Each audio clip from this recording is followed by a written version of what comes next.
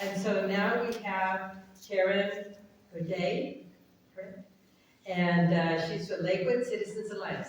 Thank you, Karen.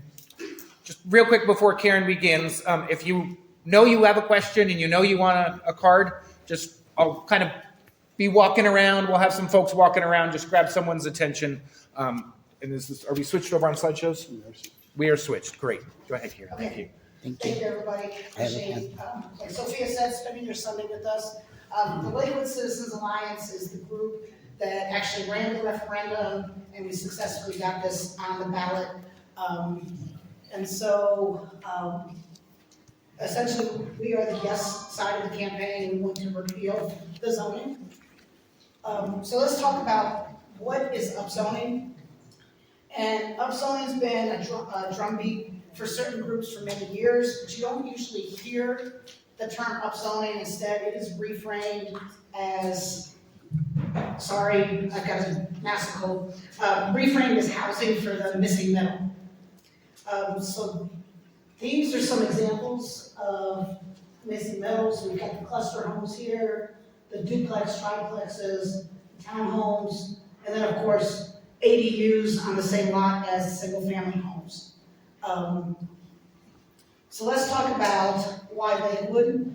And so when this zoning discussion first started happening, City Council was talking about Minneapolis. So in 2018, Minneapolis essentially had the same exact zoning code as what is being proposed here.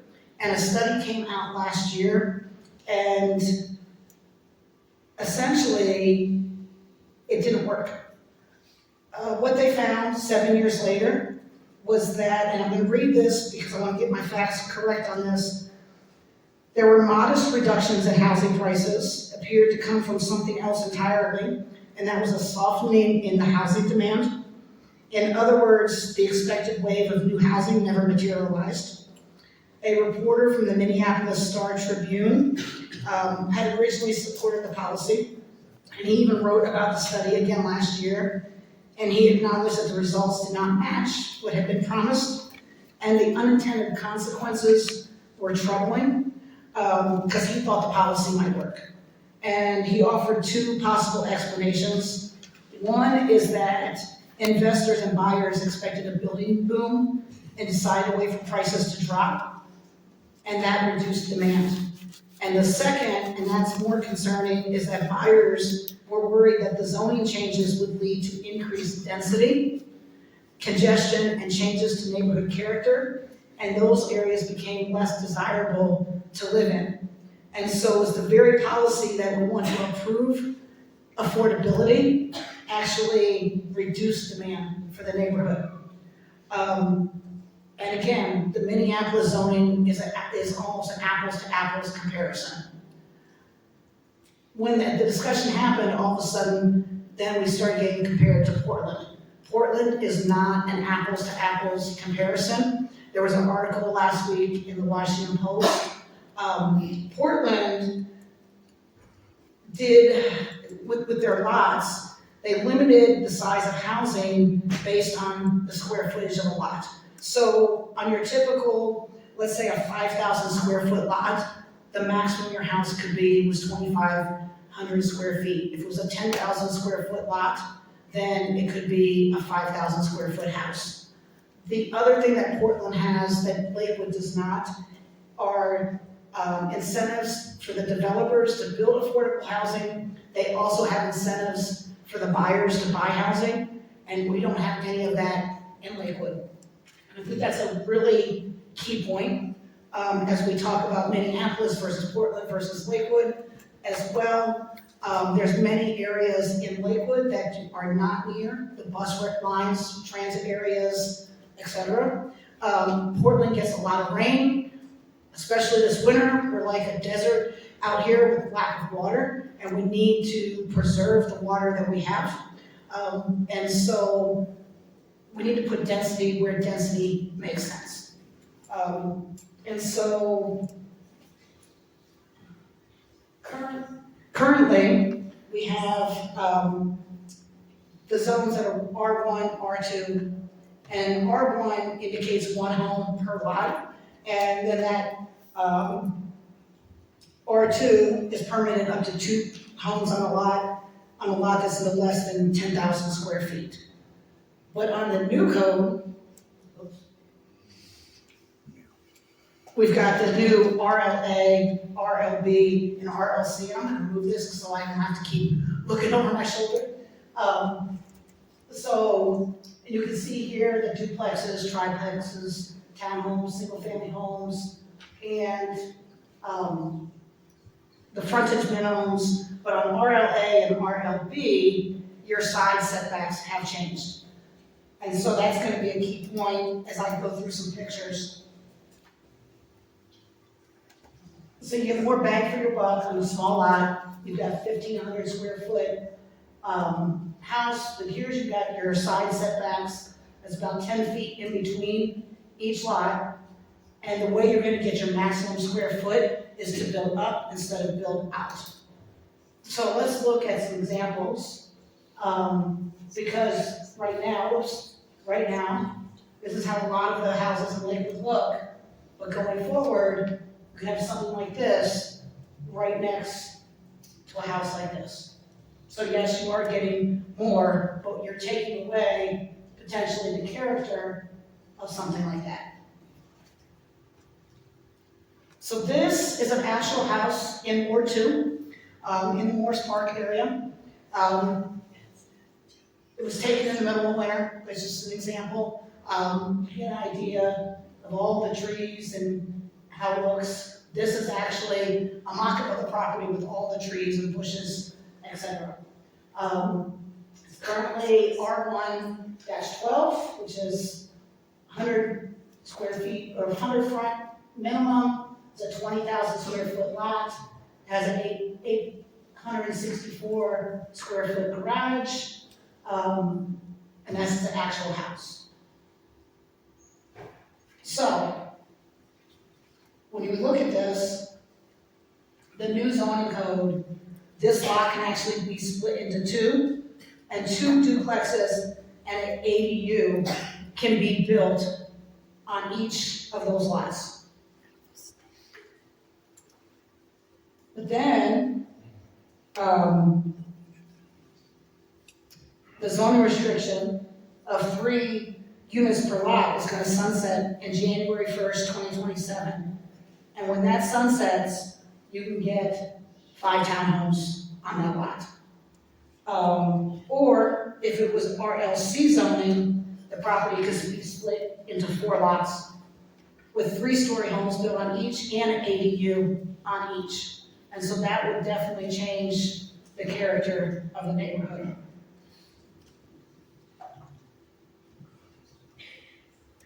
So additionally, in the new zoning, schools and churches, they can be rezoned to residential. Churches and schools, those can all happen with no notification to existing neighborhoods or meetings. Right now, when they're rezoned, those notifications and meetings happen. So let's talk about the stated purpose of the zoning, which is to increase the types of housing in each neighborhood.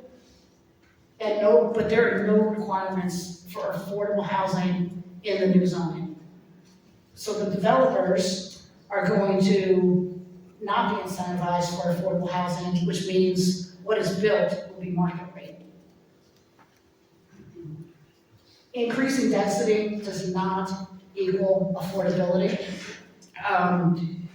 And so, yes, we have plenty of apartments, but then those tall, skinny homes that are building up, they're going to be market rate as well. So what we're asking for is some common sense zoning. The most affordable homes are homes that already exist. And I'm not saying you have to keep every current home, just eliminate those homes that actually may make homes less affordable. The other thing to look at are the current Lakewood home prices. And you can see the average there. But these are some new builds, and you can see, on Pierce, what the new 3-bedroom, 3-bath built in 2024 are going for. And those are not affordable for a lot of people. These right here on Washburn were built in I think it was 2025, not 2026, sorry. But those are not gonna be affordable for many people. And so you get the idea. And then these are also, because a lot of the new developers or developments have a metro district, that increases your property tax.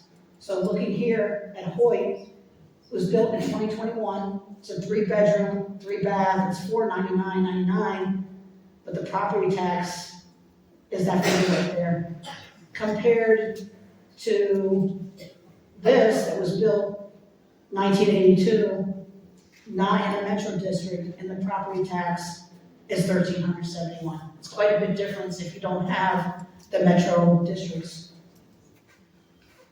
So let's talk about the McMansion distraction, because we've heard that this will prevent 15,000 square foot, 30-bedroom McMansions without, with unlimited occupancy. Thank you. Is that 5? Okay. That will cost millions to build. So let's talk about the environment, because again, we've got existing tree canopy, we're in a bird area, the birds can live in these trees. But when the trees are knocked down, they're replaced with saplings, and the habitat has changed tremendously. And then you get the urban heat canopies, lots of concrete, smaller trees. It definitely changes the environment, it changes the neighborhood characters. And it impacts the groundwater as well.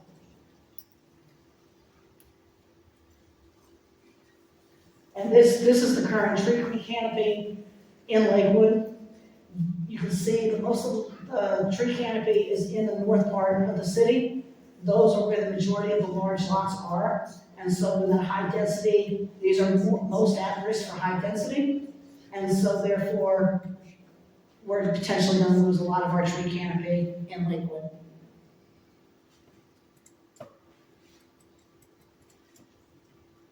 So we feel the zoning is not ready for prime time. The narrative right before going to the special election is let's pass it and then fix it. There's unfair zoning distributions within the same neighborhoods. The new process prevents neighborhood voices from real participation and for future residents over the current residents. And so we feel the council's made a mistake on this, and we need to hold them accountable and repeal this. Very quickly, I want to talk about campaign finance, because campaign finance reports are public, and I'm only speaking to the LCA, the Lakewood Citizens Alliance, finances, not the other two issues committees.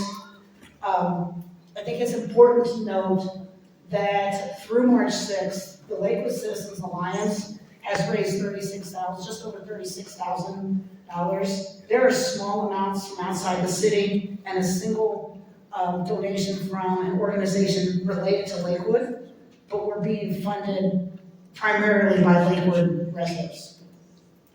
And this is the opposition. And they've raised approximately $198,000 through March 6th as well. And I think it's obvious that a significant portion of the funding is coming from organizations and entities outside of Lakewood with a single large donor within the city. And again, these are both public through the city's website. And I just want to put this here to provide additional context. These are the organizations and entities that have supported the No campaign based on publicly reported information. And we also now need to add 2 more politicians to the list, if you want to take a look at that.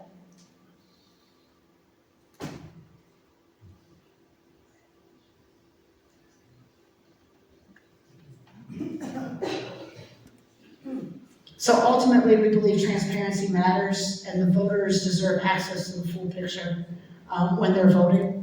And so for all the reasons listed on the screen, please vote yes. We want to have a seat at the table, let's come back and look at this, have more discussion and do the right thing. We know growth is gonna happen, but let's have a common sense approach, put density where density belongs, and preserve the neighborhood character. And again, this is what our ballot looks like when we fill it out.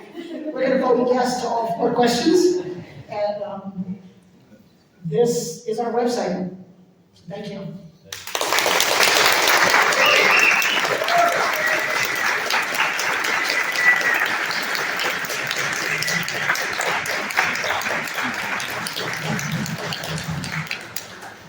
So again, just want to say thank you to both of our presenters. Both did an excellent job of outlining why it is that you're a no or why it is that you're an yes, and helping us understand the larger context of what we'll be voting on.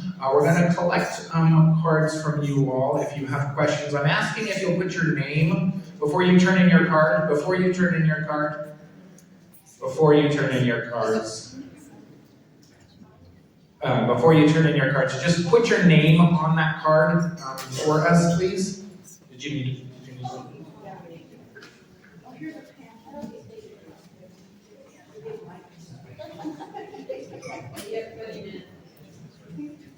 Okay, so I have a couple of questions, and I am going to take moderator liberty and reframe some of the questions to what feels like it's a little more neutral ask. Rather than leading so strongly in one direction or another. Connie had asked a question, and Connie's question was, there's a sign in my neighbor's yard that says new zoning would allow 5 houses on this 1/3 acre lot. What does that look like? Can you show a picture or diagram? I believe you did see a picture or diagram during Karen, so I don't think we need to see that question again, but if you want to speak to that, please. I will say that I've seen those signs, and some of them might be accurate and some of them may not be. Something that's not really taken into account with a lot of the images that you saw is that maximum square footage. So at 5,000 square feet, you can't make 6 towering townhomes.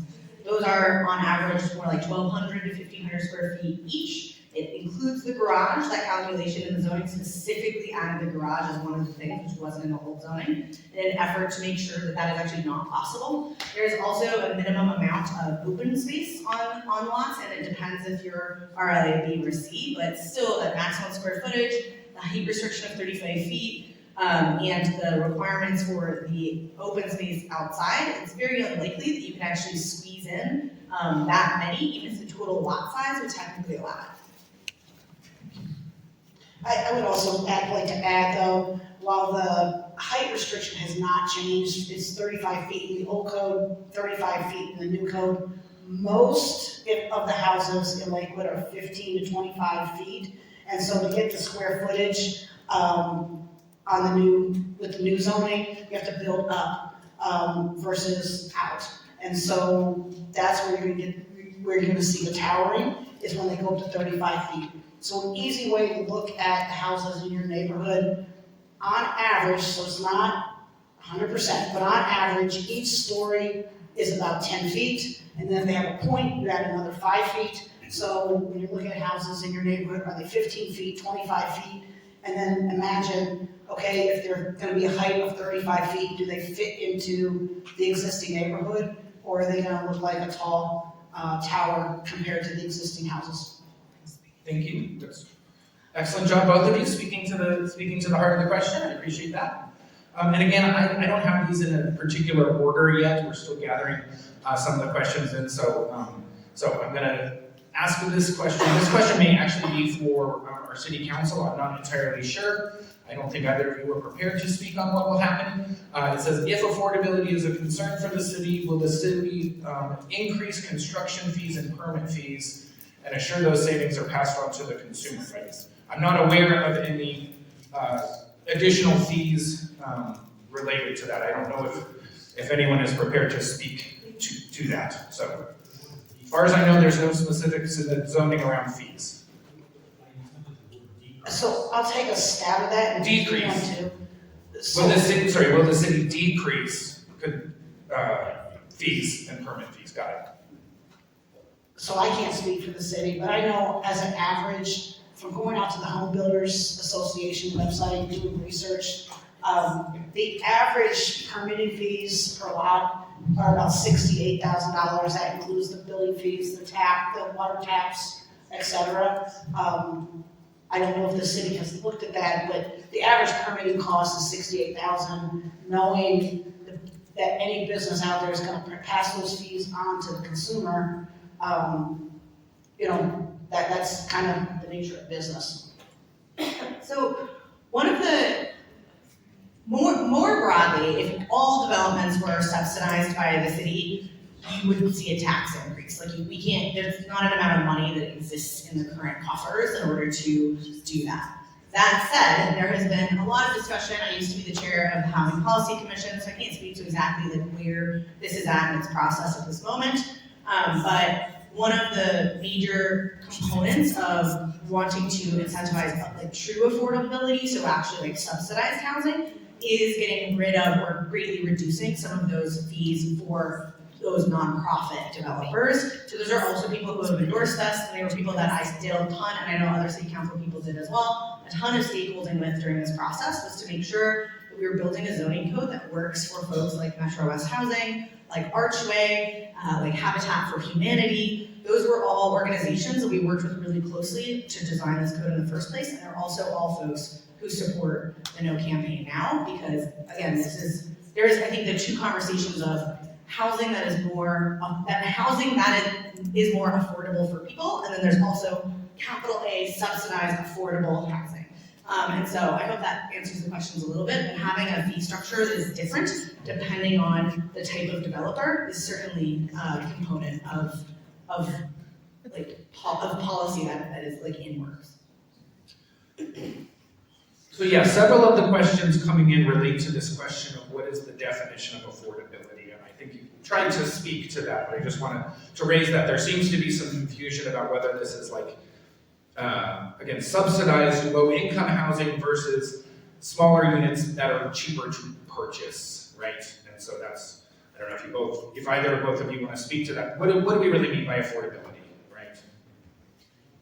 Yeah, I mean, I think that's definitely what I was just talking about, and I want to also talk about the idea that some of the examples of the older townhomes that you saw, and the older duplexes that are much more affordable, like in that $400,000 range, that's still a lot, but that is a lot less than what you're paying for other things. Those did have to be built at some point in order for them to be old. So I will point that out.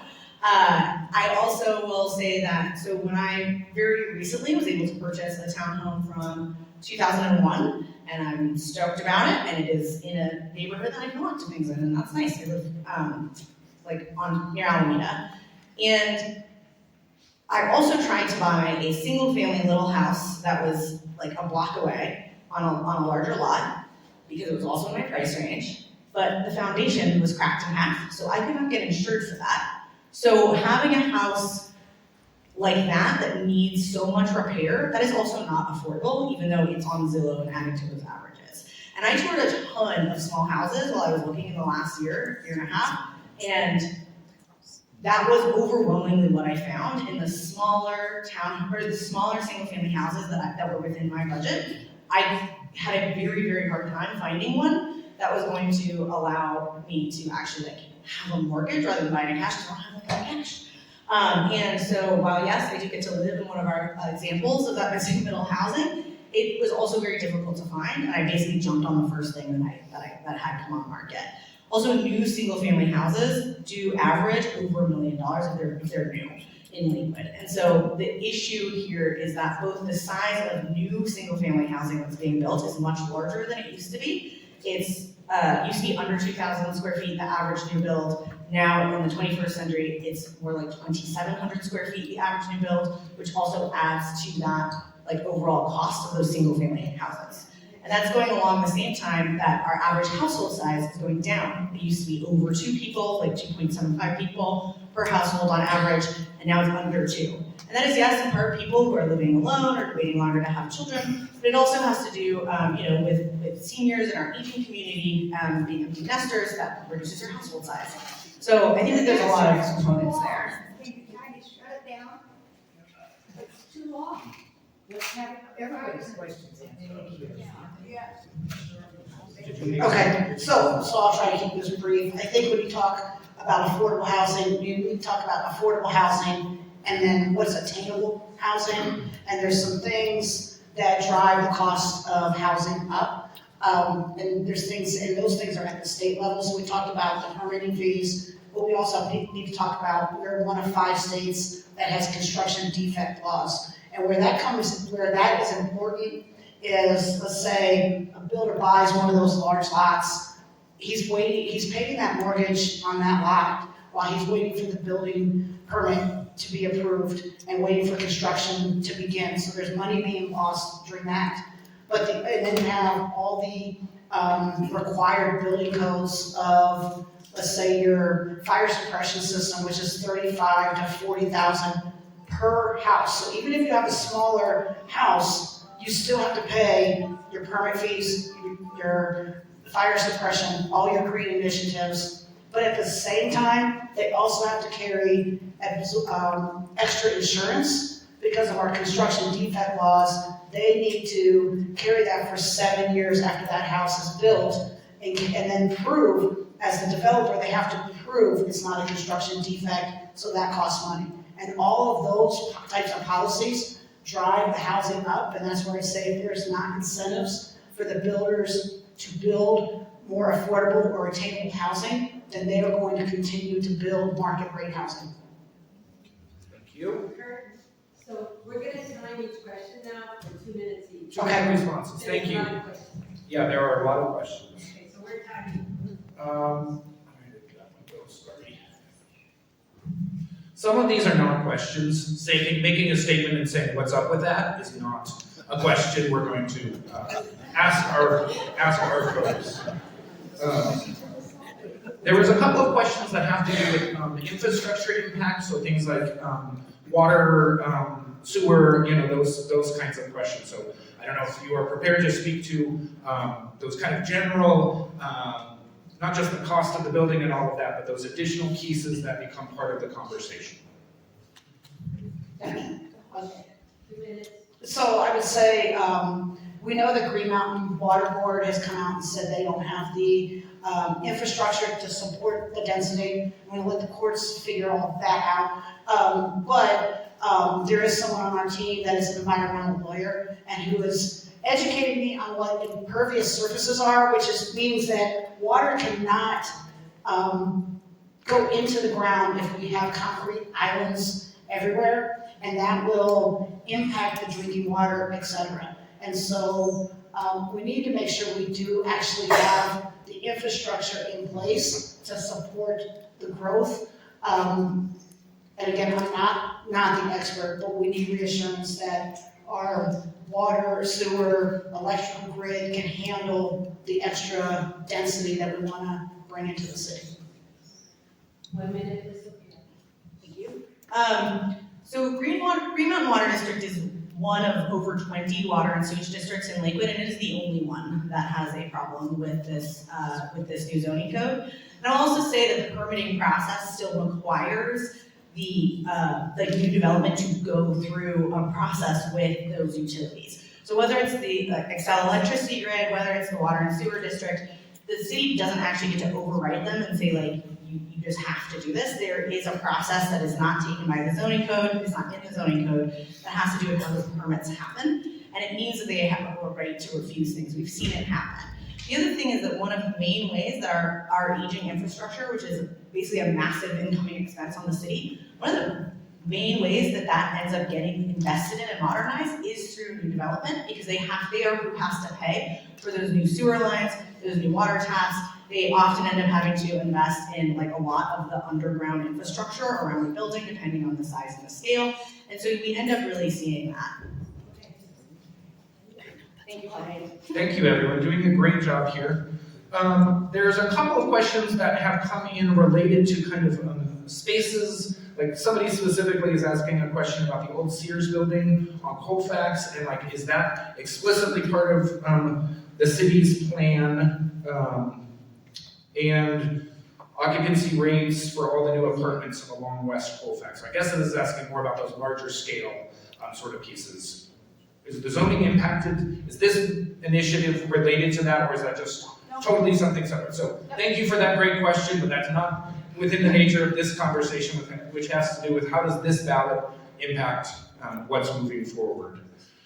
There's a question about gardening and I assume common space areas in the new code related to clustered development. So if you could speak to those open space pieces, there's several questions related to that. Okay, well, I'm gonna wait for the individual questions, because it's 400 pages. But I would say open space doesn't necessarily equal green space. So on some of the examples I showed, we had those tall tower homes, and many of them had a carport, and that carport is considered open space in the new zoning code. And while it's open space, it has that concrete driveway where the water's not gonna go into the ground, and it's not green, it's not grass, but it's considered open space. And so I think that's something to keep in mind, that open space does not equal green space. On the cluster housing and those kinds of developments in particular, there is a lot of incentive to create good green space. So within the enhanced sustainability menu, that is like the primary environmental doctrine in the zoning code that was updated so deeply. There's a lot of incentive for native drought-resistant planting and also for pollinator habitats to be included in your designs. It is one of the more highly scoring. So if you have essentially, again, a single family house, you do still have to do some of those things, but essentially the way that calculation adds up means that a new built single family house essentially has to meet less of those thresholds than some of those other items. And so it is deeply incentivized to create that green space, to create pollinator space, and to have native gardens. Additionally, before the zoning code, there was an update to the parkland dedications, where there is an increased amount of investment from developers on parkland. And I actually got to see the dream of a 20-year-old park in Ward 2, which is our least park area per capita of people, because it was underinvested in. We now have a 2 Creeks Park, and that is because of the development that's been happening in that neighborhood, and that benefits everyone. Great. How are we doing on time in general, Pauline? We have 5 minutes and 25 seconds. 5 minutes and 25 seconds. So we are not going to get to every question.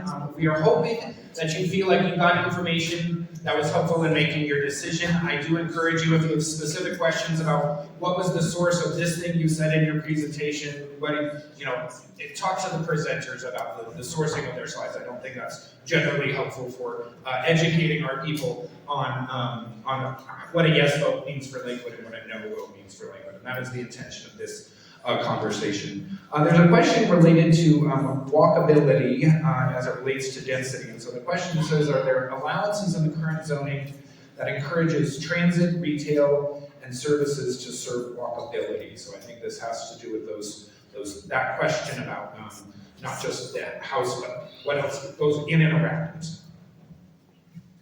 Yeah, so there was one type of zoning that actually was gotten rid of because it wasn't really working to create those mixed use spaces. But most of the mixed use commercial zoning areas are essentially identical. One small change is allowing for micro businesses. So there's a ton of rules around the times that they can be open, the size they can be, they can't have a drive-through, they can't have a light inside, those kinds of things. But for people who have a boutique or a small coffee shop, that is now something that you can do in some of the residential areas. Again, there's a lot of process that has to go into that being approved with neighbor notice, things of that nature.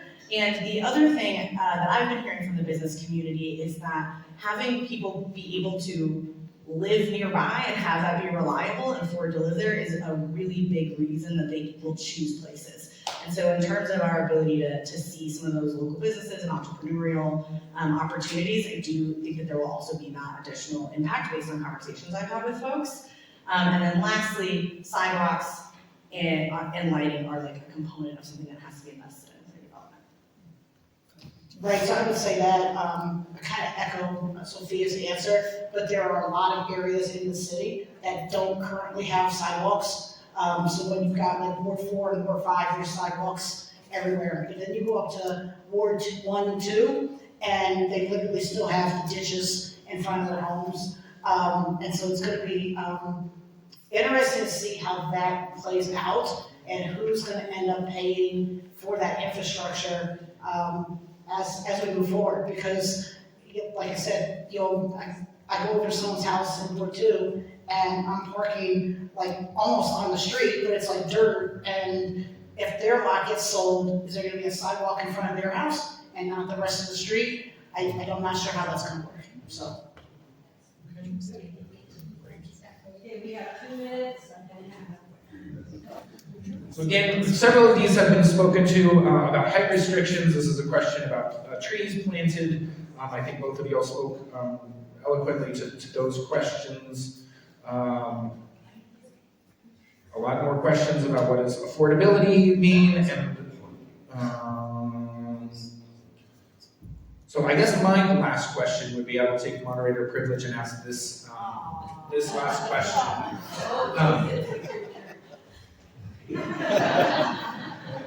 I always get the microphone last. How this works here. I guess my question is if you would just each speak to what you believe your vote, your yes or your no, and means for what the future of Lakewood. So just a very simple question. By voting no, I believe this will be the future of Lakewood. If I voted yes, I believe this will be the future of Lakewood. Okay, I think that's kind of what we're all looking for in a nutshell, is what does a no vote mean for the future of our city together, and what does a yes vote mean for the future of our city together? So I think the future, by voting yes, it repeals this radical zoning that was passed. It gives more time to have more input from the residents. I think when the zoning first started, that Lakewood was asleep or complacent. A lot of folks were not aware. We're still meeting people when we're out canvassing right now, trying to get the word out about the election, that people still don't know that this is going on. And what we're finding is, once they're aware, they're passionate yeses or they're passionate nos even. And so let's work together, because at the end of the day, we are all neighbors. And so we know growth is gonna happen. Certainly there's NIMBYs on the yes side, there's also YIMBYs on the no side, right? And what is the common sense approach? And we believe that density should go where density belongs. Lakewood was one of the cities that was meeting the state requirement of high density on the transit corridors. Why are we bringing high density into every neighborhood? And so let's approach the growth in a reasonable common sense approach.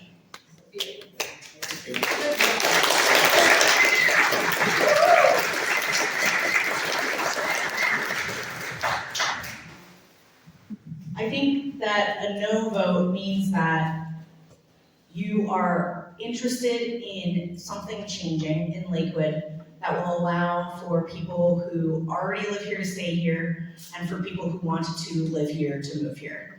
I think that it will decrease our environmental impact as a city per person, and I think that it will improve our landscapes and our overall quality of life. A no vote also recognizes that while yes, outreach from the city is definitely imperfect, we did get comments from over 6% of the electorate here in Lakewood, and it only took 3% to get it on the ballot. And we just heard these awful statistics about special elections and how the turnout is 30% instead of 80%.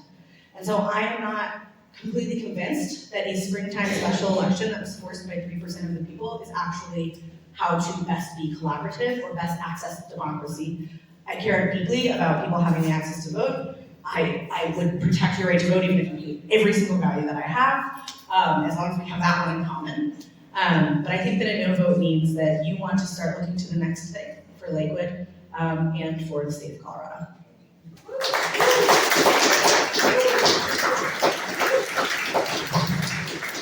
And I just want to say thank you to both of our presenters. You all did a wonderful job.